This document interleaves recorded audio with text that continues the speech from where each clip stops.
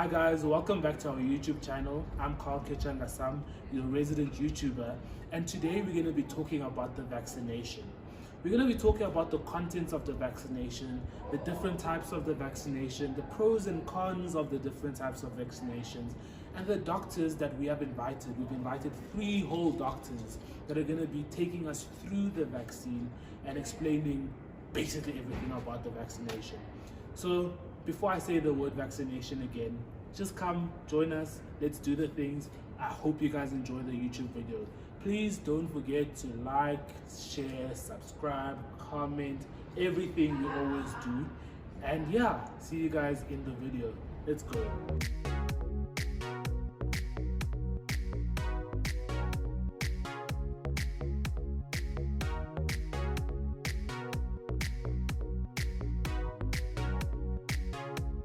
We're on our way to Barra at the moment. Barra is the largest hospital in Africa, and as far as I last checked, I think it was maybe the 3rd largest hospital in the world. Yeah, and today we're going there to talk to Dr. Bhika. Ayo, let's go.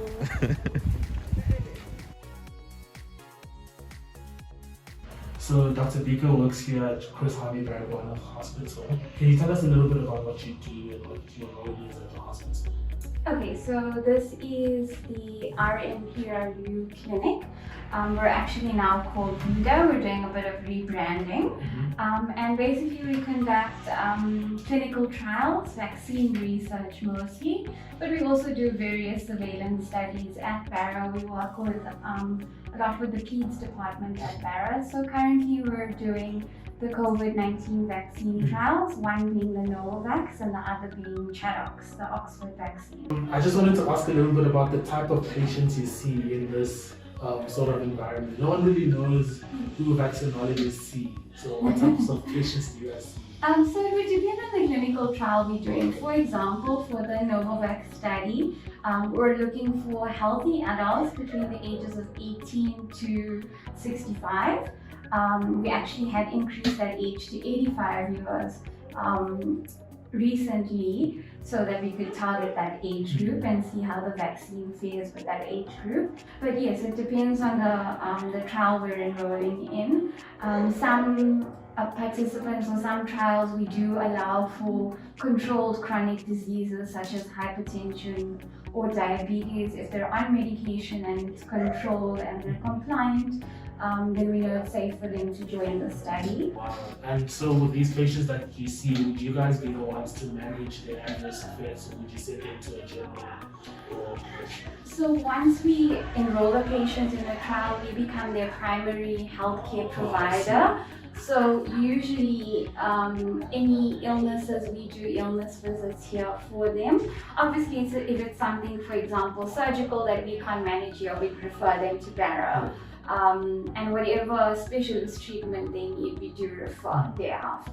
A lot of the viewers want to know about how it has been, how your experience has been being a doctor within the vaccinology department in COVID-19. How's that been for you? So it was, to be honest, extremely overwhelming. At a certain point last year, we enrolled 1,000 participants over 2 COVID vaccine trials, and to enroll them, follow them up, it's quite an intensive process. It's not a simple process. And also obviously to be compliant with all the regulatory prescribed things that they are. It requires a lot of work and a lot of meticulous effort.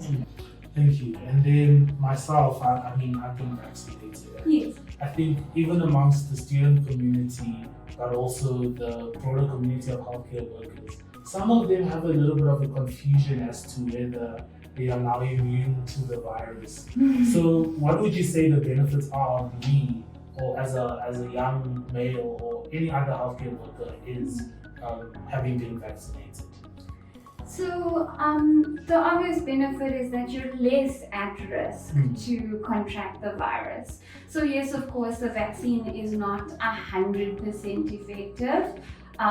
So it's still possible for you to contract the virus and possibly be a carrier. So you'll be asymptomatic, you may have the virus, and if you live at home with family, you may take it home to family, but that's a risk anyway. Definitely just to be partly protected from contracting the virus and also from getting severe disease, because what we've noticed, especially, so we all got Janssen and Janssen, right? It's 85% effective against severe coronavirus disease. There's a whole lot of safety precautions in place. We go from a phase 1 to a phase 4 trial, and each trial has safety and efficacy data that have to be collected before you can progress to the next phase of the vaccine. And then only can it be approved for emergency use or general public use. So with any drug or any vaccine, these are the steps that have to be taken. Yes, with the COVID pandemic, it was accelerated, but none of these steps were skipped. We still followed due process. All these vaccines have still been approved by the FDA. And why aren't all vaccines 100% effective? Tough question. It is. So they all have a different mechanism of action, and there's different types of vaccines.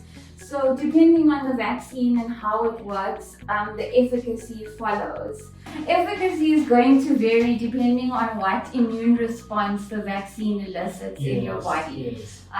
We have cellular immune responses, we have antibody immune responses, and we can only really know the true effect after actually testing the vaccine in a human situation. In an environment such as this, in a clinical setting. And I don't think we should focus on, the percentage, whether it's 75% effective or 95% effective.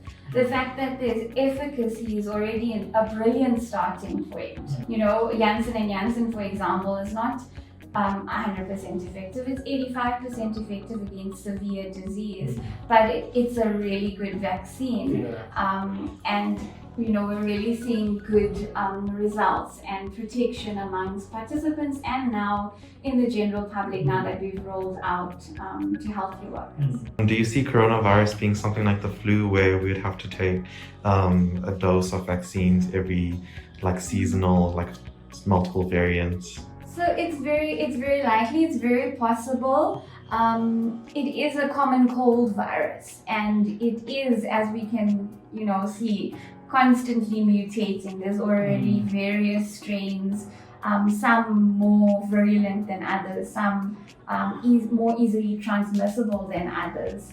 And yeah, definitely the approach could be, in the future, that we get an annual vaccination against coronavirus. What are some of the pros and cons to the different vaccination types? Pfizer's an mRNA vaccine. With those vaccines, they are slightly easier to manufacture, and the cost of manufacturing is less than a traditional vaccine. But the problem with, but the challenge is the storage of an mRNA vaccine. So it has to be stored at minus 80 degrees Celsius, I think it is, because it's not as stable as other vaccines. So to remain stable, it has to be frozen. For Pfizer specifically, you can defrost and use within, I think, 120 hours. Of the vaccine being defrosted, but then too, it still has to remain between 2 and 8 degrees refrigerated. And the challenge, especially in countries such as ours, where we don't have access to those resources, or even if we do, we have things like load shedding, which is, plays a factor. It's a practical thing, and it's a reality, so we have to find practical ways to work around it. There's also, Janssen and Janssen, the vaccine available to us in South Africa is a vector vaccine. In terms of storage, it's easier because we can store at 2 to 8 degrees Celsius in a refrigerator. and we have to use it within 6 hours of it being removed from the vial or the vial being punctured. So it's not just about the type of vaccine as much as there's many vaccines available. It's also about the practical implementing it, because that's what we want to do now. We want to roll out to as many people as possible. I really do just want to end on a hopeful note. I hope I didn't scare you guys. I'm really grateful to be able to do this and share what I understand and know about the vaccine. I really do think as a country, South Africa has a good fighting chance. Our average age in our country is about 27 years old, which means there's been a lot of asymptomatic infection and probably a higher level of herd immunity than we are aware of. So yes, we're a bit slow at getting the country vaccinated, but we've also had a relatively low infection rate recently, and as much as we thought there would be a third wave, we seem to be doing well. People are wearing masks and sanitizing, and I think as long as people continue to be safe and those who have access to vaccine get vaccinated, it's going to be okay. Today I've got Dr. Cutland here with me, and she's from Live, right? And she's at Wits University. And would you mind just telling us a little bit about what you do here and what your job entails? Alive is the African Leadership and Vaccinology Expertise. It's a syndicate that falls under the Wits Health Consortium, and it's co-directed by Professors Reese and Kumaran. It's a syndicate that is trying to bring together the different aspects of and teams that work on vaccinology-related questions at Wits, and then wanting to expand that nationally and then across Africa as well. Do you mind telling us a little bit about what vaccinology itself entails? This last year, we've been under the spotlight. Yes. It does include a lot of basic sciences, identifying different pathogens, how they work, the different immunology of around pathogens, also vaccine development, vaccine manufacturing, through clinical trials. Everyone these days has an opinion somewhat on vaccines, but I think there's a fundamental lack of understanding to what a vaccine actually is. So would you mind just elaborating a little bit for our viewers about what a vaccine is, like in basic terms? Sure. So a vaccine is a substance which is given to a living being, so humans, but vaccines are very big also in the animal and veterinary field as well. And what that substance does is it stimulates the body's immune system to be able to fight an infectious disease.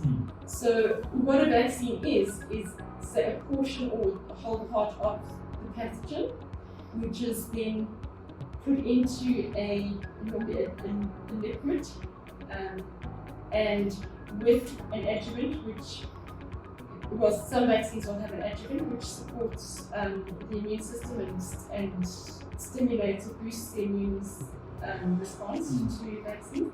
And there are other things that could be in vaccines, like stabilizers and so on, just to make sure that it remains stable. So the vaccine is administered into the body, and then the body's immune response recognizes it as a foreign object, and it mounts an immune response to it to essentially train the body to be able to fight that pathogen when it sees it in the future. And one of the things that people do need to be aware of is that adverse events are normal. And the way that trials work and vaccines work, well, what's looked at in different trials is how bad are the adverse events? Are there significant adverse events? And how do they compare to the benefits? So it's a risk-benefit weighting. Yes. Is there a sort of proportionality to the side effects profile that you get and the effectivity or the effectiveness of your immune system? There are people who respond worse than others, so they get more severe side effects. Some of those people may have had a previous exposure. So there's different schools of thought. If it's your first exposure to the disease of the vaccine, then your body may be overstimulated and your immune response may be very high, and you may get more severe side effects. Some people also say that if you've had exposure previously, so either you've had the disease or you've had exposure to the disease whether it's asymptomatic or symptomatic, your immune response to the vaccine, so your adverse events to the vaccine may be worse. Right. Yeah.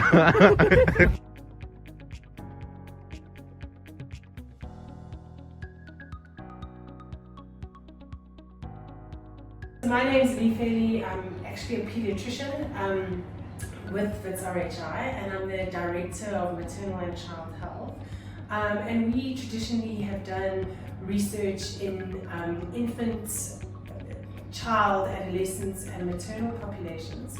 But with the whole sort of COVID pandemic and then being well set up to be able to do some of the vaccine studies, we have shifted some of our work to adult vaccine studies as well. What is your thought basically on not vaccinating the children right now? Do you feel that this is a safety concern, or is it better not to be vaccinated? So I think, right now we don't actually have enough information about the dose, especially in younger children. So I think you'll probably assume that in adolescents, it's not going to be very complicated to get a vaccine dose. I think the challenge is actually in very young children. So there are upcoming studies in the next few months that will be looking exactly at this issue. Do you mind just telling the viewers a little bit about what herd immunity is and how herd immunity can benefit the country as a whole? Herd immunity, or as our president likes to say, population immunity, is basically that you've got sufficient numbers of people who have got immunity, so either through previous infection or through vaccination. So I think that we don't actually know yet what that level is for COVID.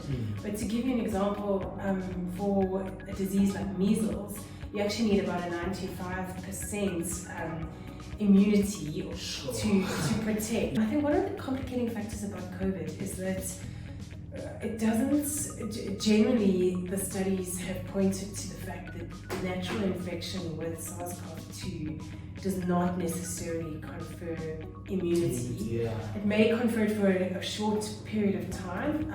Certainly it looks like the more severe someone's disease, the more immunity they may have, and that may last for a little bit longer.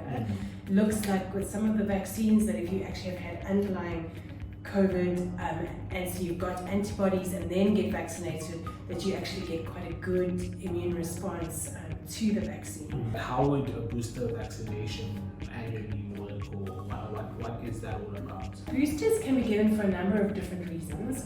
Sometimes, so you can see with some of the infant vaccines, you actually give a number of different boosters because the first vaccine dose actually doesn't produce sufficient immunity. Some boosters need to be given to sort of enhance the response against a particular strain. So I guess flu vaccines would be that type of example where actually the vaccine needs to be changed on an annual basis to make sure that you're actually vaccinating according to the appropriate strain. Because we really just have short-term data, or relatively short-term data, most of the studies didn't really start until about July in South Africa. We're still kind of figuring out exactly what this all means for future vaccines and how many future vaccines will be needed. How did the COVID vaccine get developed so quickly? Because it hasn't been long since, or it feels like long, but it hasn't actually been long since we got hit with this virus. So how did that happen so fast? So even though the vaccine development has been quick, many of the vaccines actually were developed off platforms that were developed for the MERS infections, which I think was about a decade ago, and then the original SARS infection. So it's actually not that they were brand new, and it's quite interesting when you look at the history that in fact those vaccines had started to be developed, but then were halted, I think mainly because those infections really just disappeared, and then also I think probably the funding dried up to be able to continue with it.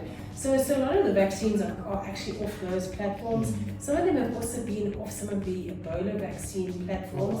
So it's actually not, it's not that they were just suddenly developed out of nothing. They certainly had been preceding work on other infections before these vaccines got developed.